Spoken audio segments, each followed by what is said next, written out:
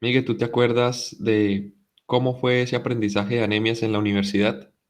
Pues mira, yo lo que recuerdo es que nunca hubo una manera estandarizada. Siempre había un enfoque diferente, siempre había un enfoque diferente.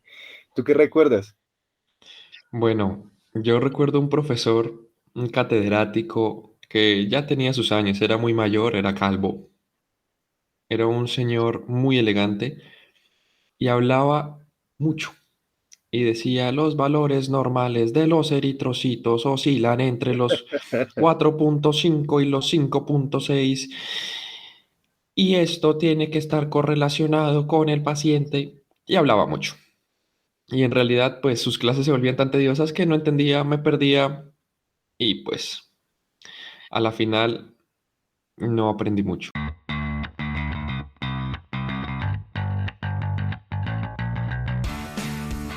Bienvenidos a Podmédicos, el podcast de medicina para cuidadores de la salud. Nuestro propósito es compartir información actualizada y de la mejor calidad para que estudies sin la necesidad de leer. Somos Miguel Cañón. Igual Mogollón.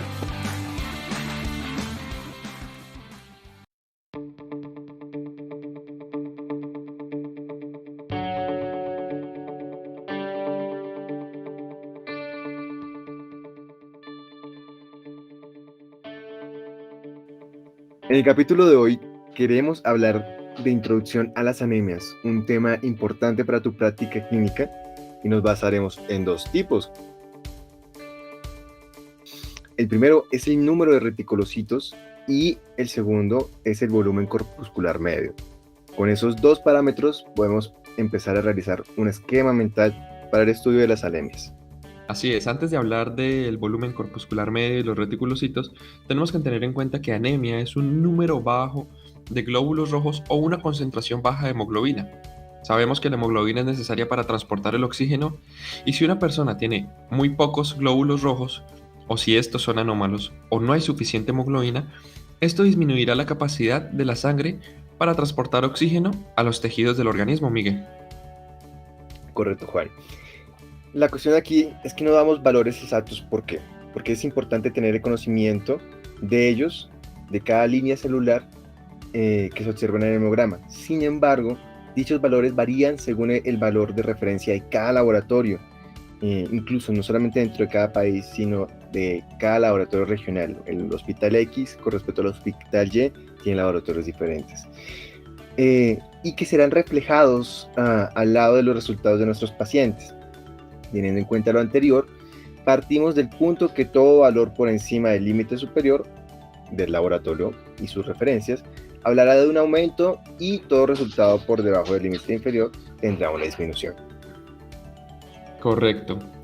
Y queríamos nosotros dar cuando estábamos creando este capítulo los valores normales pues de cada línea celular que se ven en el hemograma, pero pues dado que cada laboratorio tiene su diferente valor de referencia, eh, pues dijimos, podemos confundir a las personas, entonces más bien con lo que tú dices, yo creo que queda más que claro.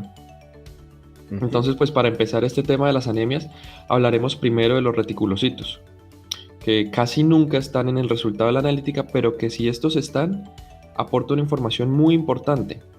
Pero pues primero debemos saber cómo se originan los reticulocitos. Empecemos a describir el proceso de hematopoiesis.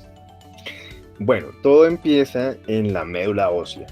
Se encuentra el normoblasto, una célula con núcleo que será el precursor de los eritrocitos, y cuando este normoblasto sale de la médula ósea se convierte en reticulocito, una suerte de precursor intermediario de los eritrocitos. ¿Qué pasa con ese Por- reticulocito? Bueno, con el reticulocito, apenas, como tú dijiste, el normoblasto sale de la médula ósea, pasa a ser reticulocito. Ese reticulocito tiene que eliminar su núcleo y prepararse para el intercambio gaseoso, donde para la construcción en el citoplasma de este nos encontraremos con grupos de hemoglobina. Va a estar conformados por hierro, un grupo M y globina. Que de 1 a 4 días este reticulocito se convertirá en eritrocito maduro recorriendo el torrente sanguíneo durante un periodo promedio de 120 días para finalmente ser recolectado en el vaso y ser reutilizado para procesos corporales. Sí, es importante saber eh, si nuestro cuerpo tiene la capacidad de reemplazar la falta de eritrocitos en el tejido sanguíneo. Por tanto, tenemos que saber cómo sería la génesis, el éxodo y el cierre del ciclo de vida de un eritrocito. Entonces, hablamos de anemias regenerativas y anemias regenerativas.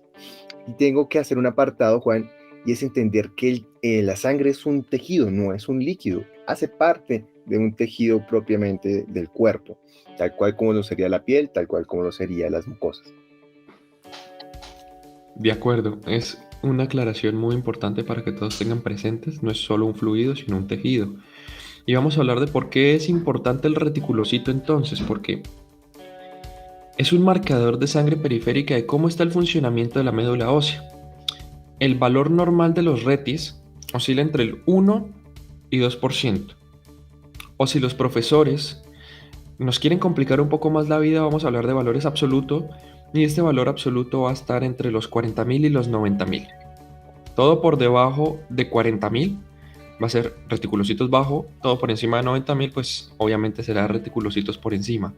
Entonces, si yo tengo una anemia y los reticulocitos están elevados, esto nos indicaría pues lo fisiológico, ¿no? Porque si yo pierdo sangre, pierdo glóbulos rojos, la médula ósea tendría que recuperar esta pérdida.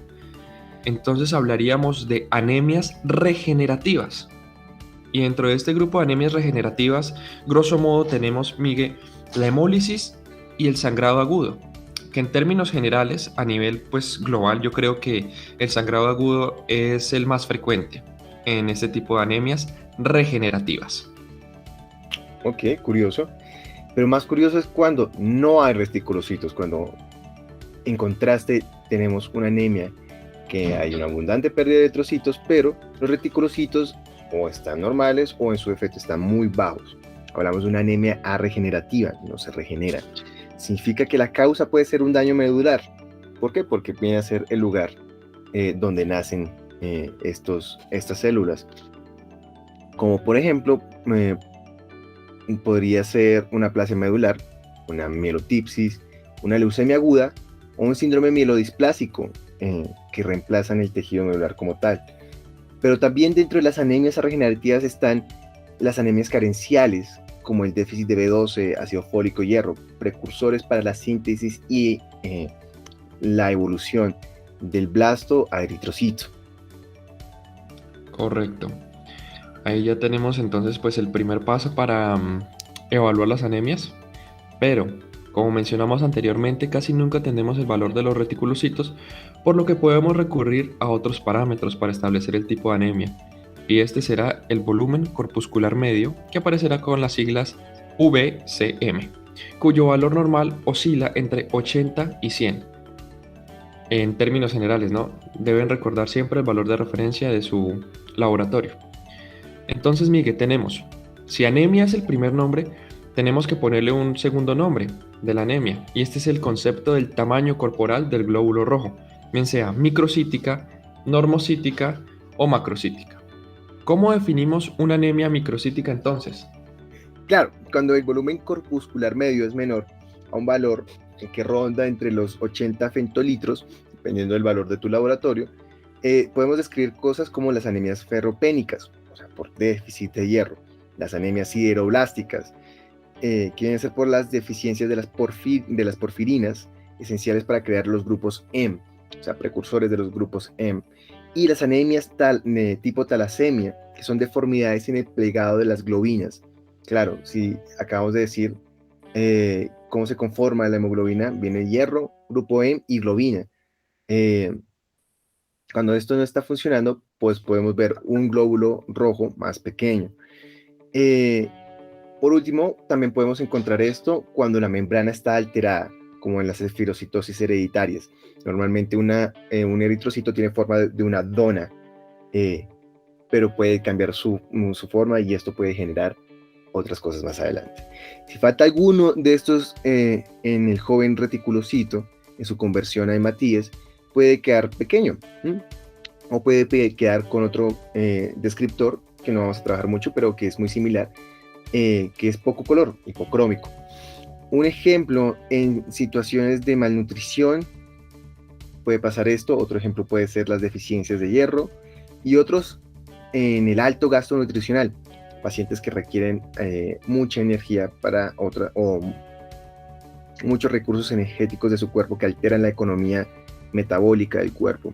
Tienen ser los pacientes oncológicos y los pacientes con sangrados crónicos, defectos de sus membranas, inflamaciones crónicas. Después Correcto. decir sobre las macrocíticas. Bien, Miguel. Por otro lado tenemos las anemias macrocíticas, que estas están definidas por una anemia más un valor de BCM por encima de 100 femtolitros. Esta anemia puede darse por defectos en la absorción del ácido fólico y o la vitamina B12, fundamentales para la síntesis y división génica del reticulocito, produciendo anemias megaloblásticas. Sin embargo, es importante aclarar que no toda anemia macrocítica es igual a anemia megaloblástica. ¿Por qué, Miguel? Hay que entender que una cosa es de estructura y otra cosa es de origen. Entonces, macrocítico describe el tamaño del eritrocito, pero lo megaloblástico habla del origen de por qué es grande. Y así tenemos que lo megaloblástico viene a ser de las deficiencias de ácido fólico y de vitamina B12. Pero ¿qué otras cosas nos pueden generar algo grande, un eritrocito grande? Pues agentes externos como fármacos. Podemos nombrar el metrotexate, anticonvulsivantes como la fenitoína y el ácido valproico y otros tóxicos como el alcohol.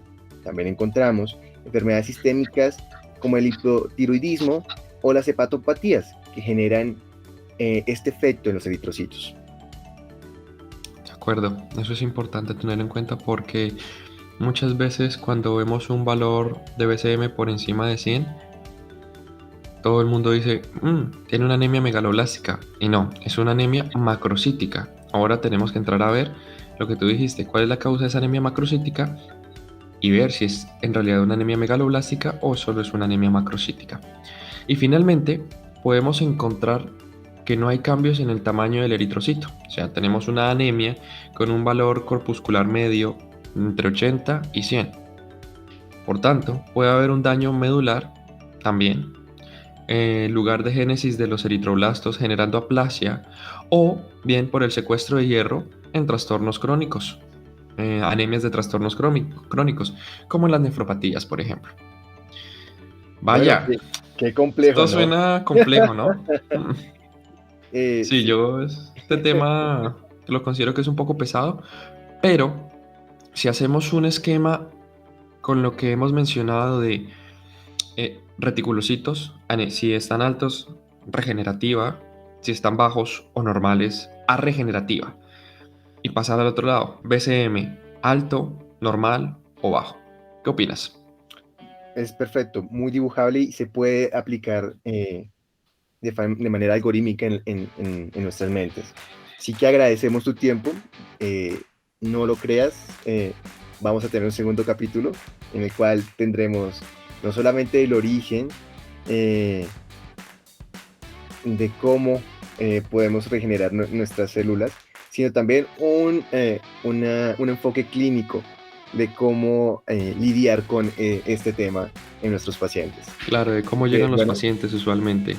sí, Esto sí. será para una próxima ocasión.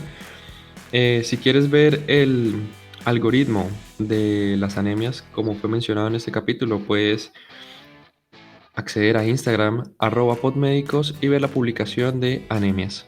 Te esperamos ahí, esperamos tus comentarios, tus likes y por supuesto que compartas tanto el podcast como la página de Instagram.